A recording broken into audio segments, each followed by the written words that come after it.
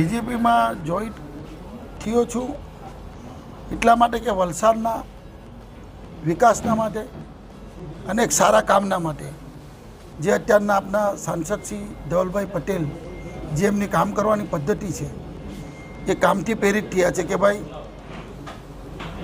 અત્યારે વલસાડમાં એક માહોલ બન્યો છે કે સાંસદ શ્રી કોઈ પણ નાના મોટા કામની અંદર પોતે જગા પર પહોંચી જાય છે અને આપણને એવા જ સાંસદને એવા જ કાર્યકર્તાના કામ કરનારની જરૂર છે જે વલસાડમાં અટકેલા છે કામ અને વખતો વખત અમે એમના માટે જ અવાજો ઉઠાવ્યા છે. ઘણી જગાઓ પર વલસાડના લોકોને બી ખબર છે અને મીડિયાને બી ખબર છે કે કામની જ લડાઈ હોય છે.